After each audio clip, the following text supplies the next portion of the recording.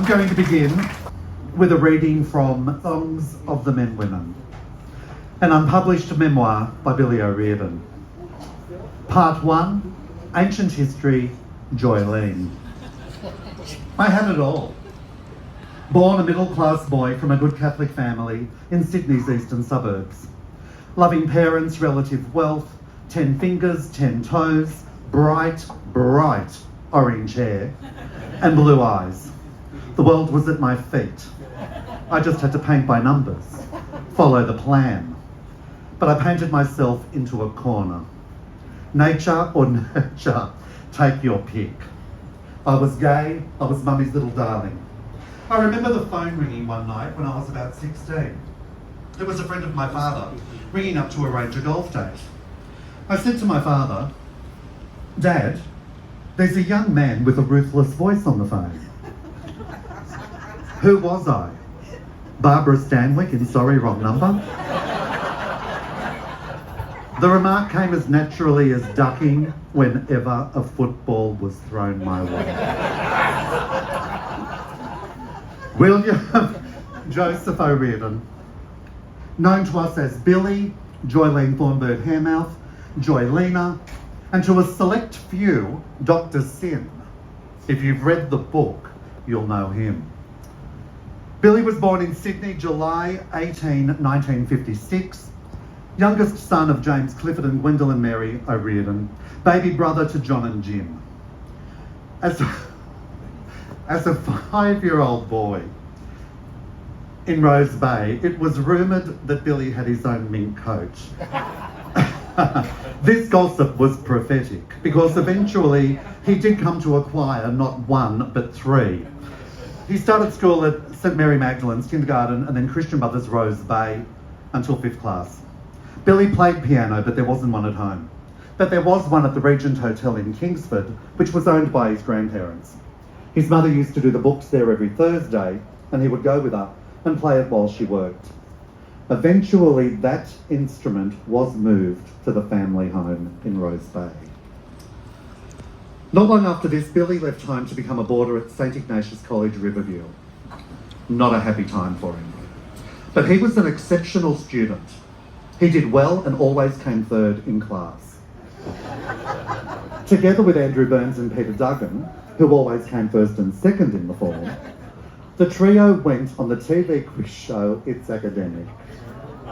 They won the whole thing. They won $5,000 for the school and a trip to Europe. So it was off to London and Paris for Billy. And like Riverview College needed $5,000, but anyway. At St Ignatius, he started piano lessons with an elderly teacher, Miss Lorraine Henderson. She was bald and wore a red wig with a hat pin to it. She also had a glass eye.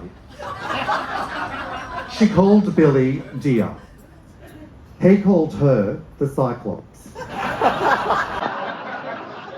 He attained his Associate in Music, the second highest degree you can get performing with the Australian Music Examinations Board. Miss Henderson was interviewed by the Catholic Weekly about her star pupil. "I feel Bill is the most promising pupil I've ever had. As long as he goes overseas, as soon as he finishes his schooling, he could easily become one of the world's foremost concert pianists. He is not only a gifted musician, but a keen scholar. I feel that in time to come, Riverview College, and in fact the whole of Australia, could have reason to be proud of this young man."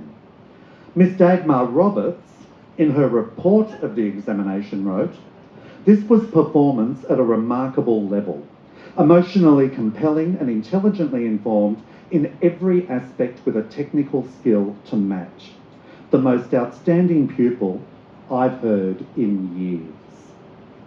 He practiced like a maniac, a minimum of 4 hours a day. But as we know, Billy was not happy at school.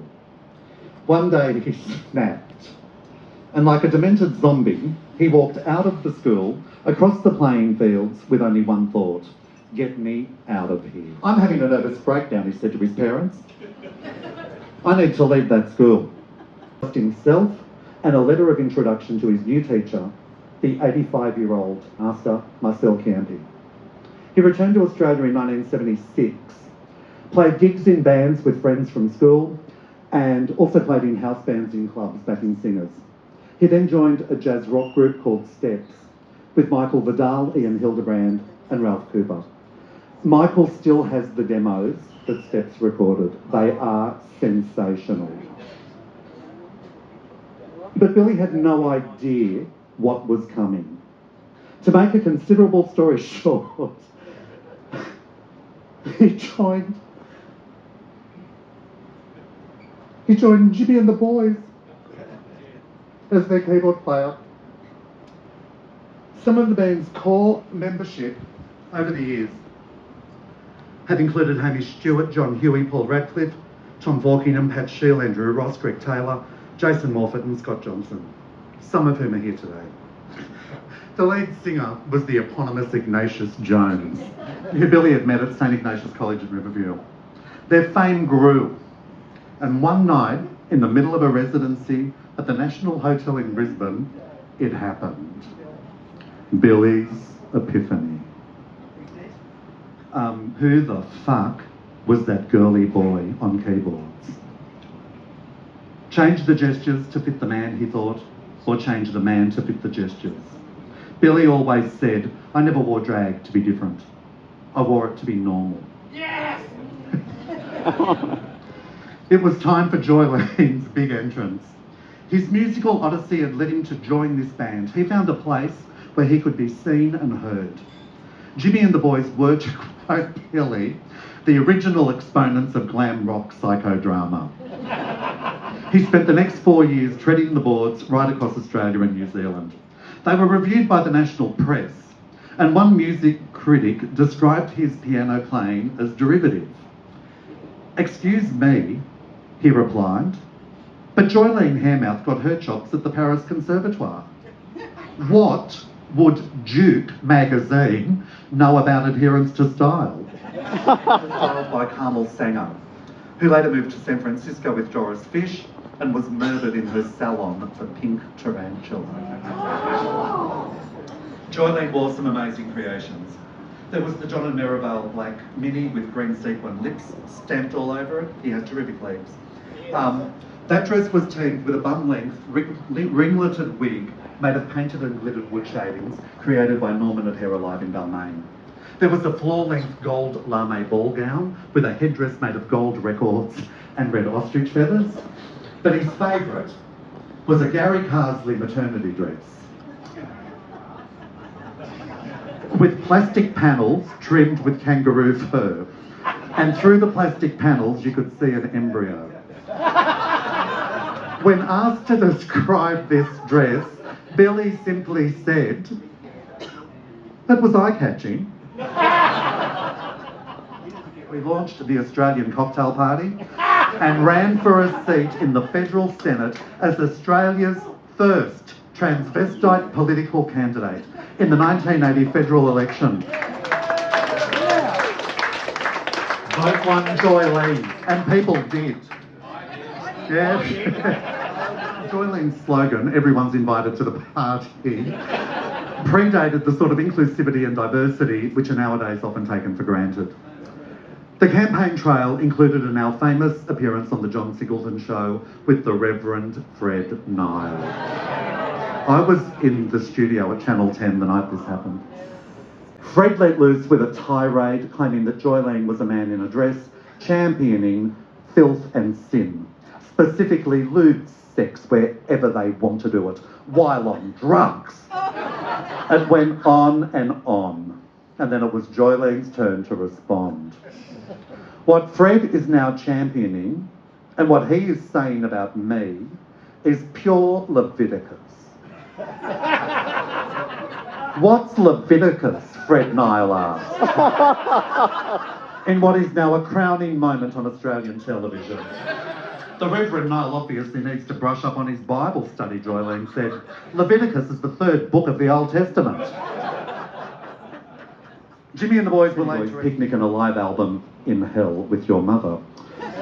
In 1981 they were awarded a Gold for Teddy Boys Picnic. Google them today. Wikipedia describes the band succinctly. Sadomasochism, transvestism, self-mutilation, drug abuse, inebriation, simulated sex and mock rape all took starring roles in Jimmy and the Boys' blisteringly paced tribute to cultural degeneracy. Various jobs followed. Musical director on Trafford Tansy at the Seymour Centre, a national tour of the Rocky Horror Show with Daniel Abineri and Reg Livermore, then Reg Livermore live in concert, and then a new band with Ignatius Jones, Pardon Me Boys, featuring singers Michelle Forden, Nell Campbell, and eventually Monica Trafficker. Pardon Me Boys released a self-titled album in 1988. After Pardon Me Boys ended, Billy was musical director on The Gambler, and in 1999 he appeared once again as Joylene Hammouth in Vanessa Wagner's History of Dance at the Seymour Centre. In 2001 he had a liver transplant and penned Songs of the Men Women, a memoir. In 2006 he completed a Masters in Linguistics at the University of New South Wales and began teaching English at UTS. His intellect was extraordinary. He played bridge his entire life. It was one of the few things he looked forward to every week. Various gigs and performances followed, many gigs with Vanessa Wagner at her parties and events at the Civic and the Dendy, playing piano at the Unreal Rock exhibition in Penrith, and then he joined the company of the fabulous Punch and Judy show. 4 separate seasons of the show in Sydney before heading off to the Edinburgh Fringe Festival in 2015, followed by shows in Brighton. Punch and Judy was challenging for an audience, to say the least. While in Edinburgh, an audience member wrote a letter/review of the show and posted it on the Edinburgh Fringe website. He banged on and on about how grotesque the show was and how could people possibly find domestic violence, infanticide and homophobia funny. A young actor in the cast was very concerned about this and he said, maybe he's right, maybe we've done the wrong thing bringing this show here. Billy looked aghast and said, what we're doing is art and these people are just peasants. In the show, he played many characters, one of which was Pretty Polly as a 15-year-old schoolgirl. People's lives were changed after they saw that.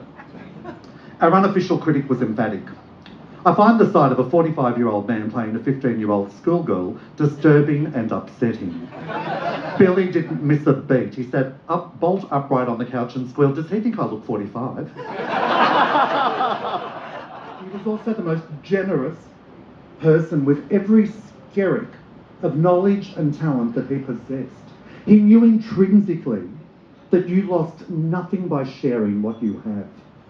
He was a rare bird, and he was indeed a bird. His plumage was vibrant, iridescent and bold. Be subversive, he would say. Roll around in it.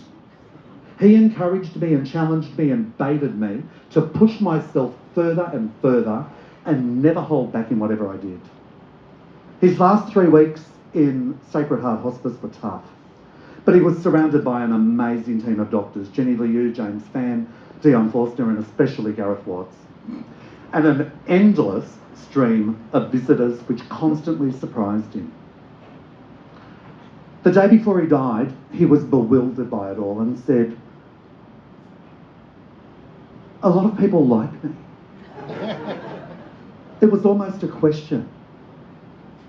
I said, no, darling, a lot of people love you. Billy O'Riordan